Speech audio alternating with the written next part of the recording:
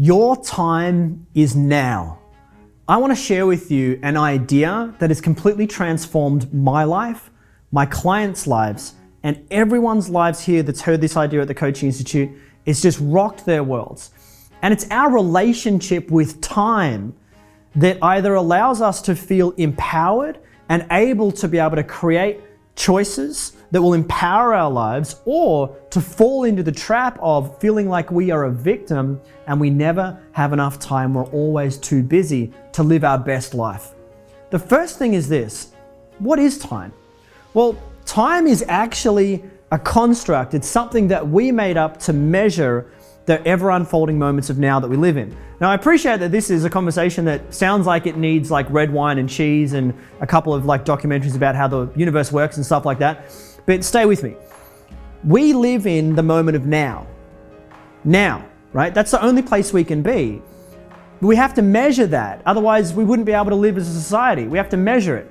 And we do it by measuring the moments of now. Now, how we create our measurements is the amount of time that it takes for the Earth to spin around on its axis, and then for the Earth to spin around the sun. So we've measured that, and that's how we create time. Now, we all measure it based on watches, and we use this as a way to be able to say, where am I? Well, I am here, and it's 1 o'clock. I have 15 minutes to go before my meeting. Now, don't get me wrong, without time and without the measurement of time, I think that we would not be able to have evolved to the level that we have inside our society. It helps us be productive and efficient. What's the downside though? Is that we start living in this loop of later. I'll do it later. I'll do it tomorrow. I'm not ready yet. It's not the right time. We start using time as a way to disassociate ourselves from the things that are challenging. What that means is put it off. Say, for example, I'll give you 2 questions. Something that you really want to do. When do you want to do it?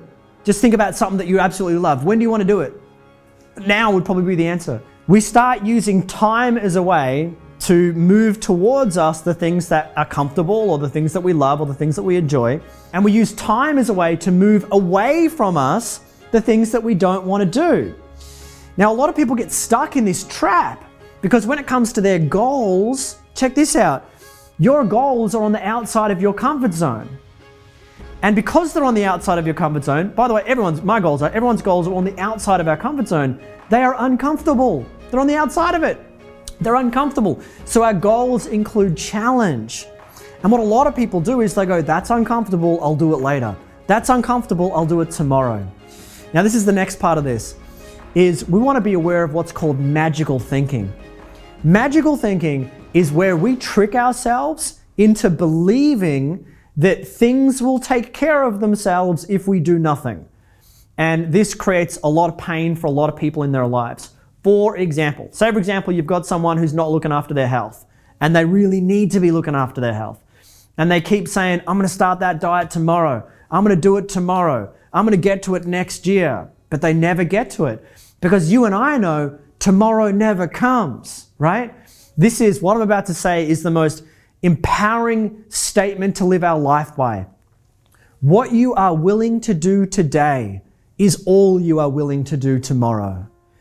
Now, when we give ourselves that amount of personal responsibility, we say, I am in the moment now, and tomorrow I'm going to be in the moment again, right? We live in the moment.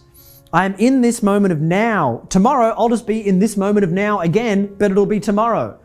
And so if I don't change something in this moment, then it will not change. If not now, when?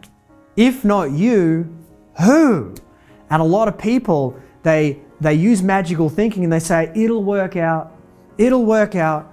And I get that sometimes it might feel good to say that, but how? Right? Get together a plan. What are you going to do about it today? You know, say for example, that person who's not looking after their health, if they say it'll work out, I would say to them, if I loved them, I would say, I don't think it will. I love you. And I want to encourage you to look at one thing that you can do today to start making your health better, because it's in your control.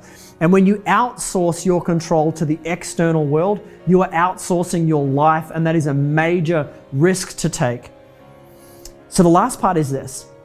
When we decide that What we are willing to do today is all we are willing to do tomorrow, and to continuously put off our decisions and say tomorrow, later, someday, and then reflect on the fact that nothing changes inside that time. Instead, face it, what I do today, that's all I'm prepared to do tomorrow. So what am I prepared to do today? The next thing is this: choose one small thing. Don't go massive action on this. It's too big, it's too much too soon. What is one small thing you can do today to move towards whatever the goal is that you've been maybe putting off, right? Whatever it is that you've been saying, I'll get to it. Well, I will lovingly say to you, as you know how sometimes you need someone who loves you to kind of kick you up the butt a little bit? When are you going to do that thing? So what's one thing that you can do today? It doesn't matter if it's tiny, minute. All those little one things, you do a little one thing tomorrow, you do another one thing, all those one things, they add up. They make a phenomenal difference. I love the idea that the flapping of a butterfly's wings, that small little movement, is felt across the other side of the world. The smallest things have the largest amount of impact, and especially if we stack them up on top of each other. So it's one thing that you can do today, in the moment, now, to move towards an even better version of yourself. If you found value from this, and if you've resonated with any of what I've shared with you, I would love for you to go ahead and click the link below. You'll head over to another page where I'd love to tell you about a live global broadcast we're running, where we'll be exploring ideas like this and how we can bring them into our own lives to have an even deeper sense of purpose, and more importantly, how we can package them up into tools to be able to empower other people's lives at an even deeper level. Go ahead and click the link. I trust I'll see you on the other side.